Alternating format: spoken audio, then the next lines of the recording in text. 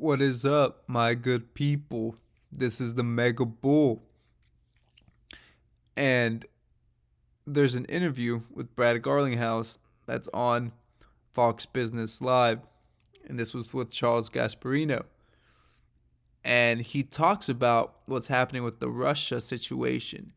So after I play this clip, um, I'm going to go ahead and show you something else, some connections that I'm making here from this.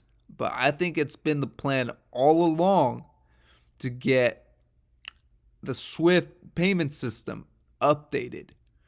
And you see that Swift has something called Swift GPI. The only thing is it doesn't settle in real time. If you insert a technology like the XRP ledger and its native token XRP, then it becomes a very useful way of transacting and settling money between banks and and other constituents. So let's take a listen to this interview because I think it's very interesting. Inappropriate activity. Listen, it's the same with the U.S. dollar. Appropriate activity, inappropriate activity. Joining us now on the set, CEO of leading enterprise blockchain company Ripple, Brad Garlinghouse. Yes, of course, Ripple, related to XRP. Brad would know a thing or two about this, along with Charlie Gasparino. I know nothing. He knows everything. I know nothing. What do you make of what Powell said? He kind of gave it to both sides. What did he say, though? Did he say anything? It's not entirely clear. By the way, I do want to start by just saying that I and the team at Ripple feel so strongly about standing with the people of Ukraine, and I just want to put that out there. Sure. But my comment as I listen to some of the things I hear out of Washington is just I fear that there's a lack of knowledge. There's a lack of information about how crypto really works. And I think it does a disservice to responsible actors like Ripple who are working with governments, with sanctions.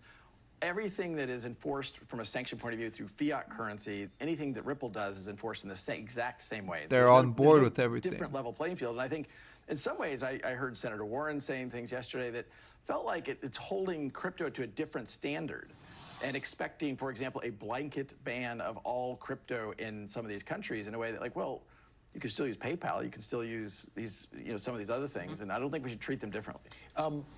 Ripple is like Swift, isn't it? Yes, I mean, Ripple's starting point, kind of our first use case for the technology, the blockchain technology, and the digital asset XRP was to solve that cross-border payments problem. Right. Swift is quite antiquated, kind of designed 50 years ago. It's slow, it's expensive, but it is a choke point that the governments use to enforce sanctions. My point is, nothing that Ripple is doing circumvents any of that. So you're following the sanctions exactly? Like, for example, it's like, what, 8 banks, but a couple can still trade through it theoretically? Correct. The sanctions are applied through what I'll call the choke points, the on-ramps and off-ramps. That's true for Swift, that's true for Ripple. Regardless of what I'll call just the plumbing of how things are moving, the choke points are the endpoints.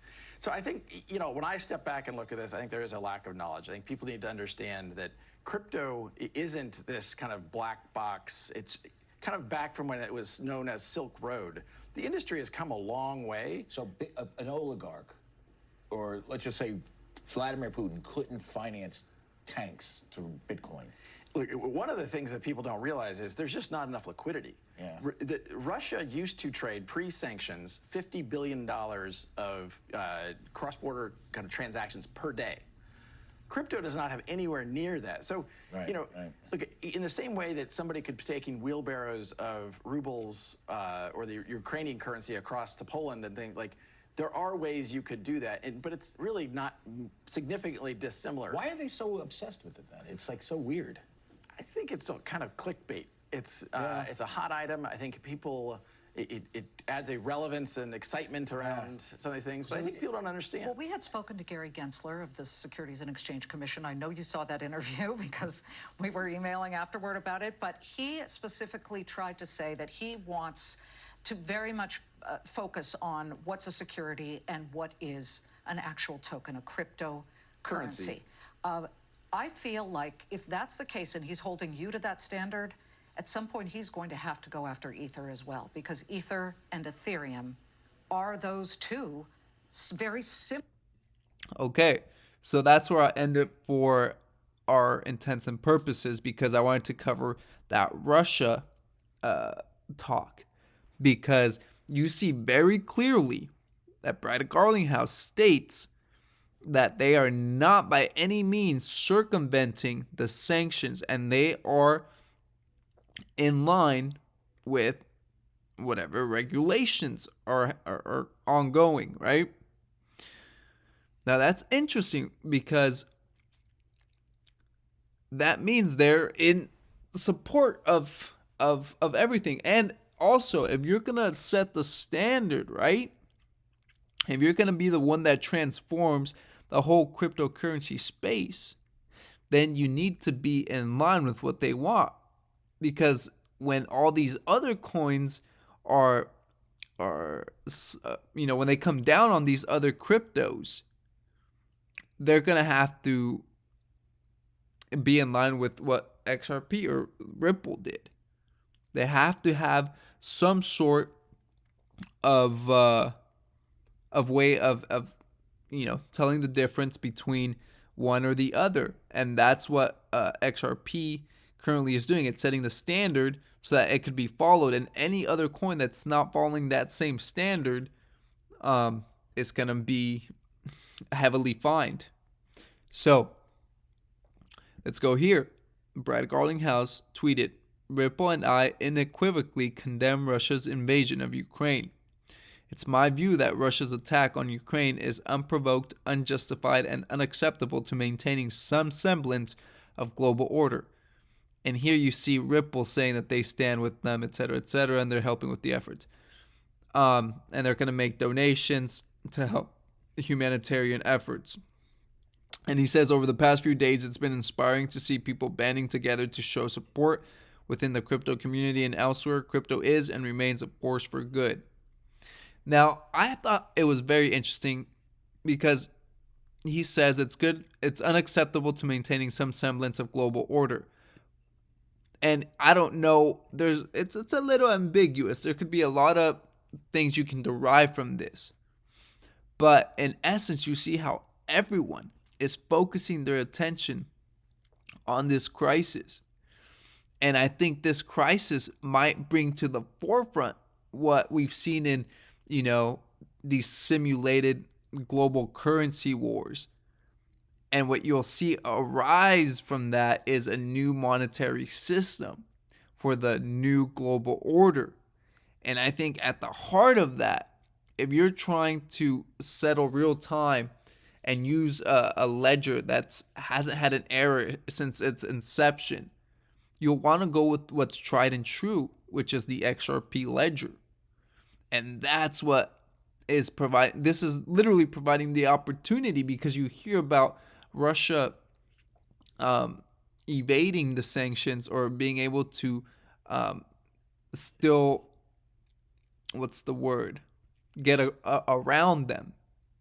So you're going to hear a lot of regulation come into place, especially with what's happening over there.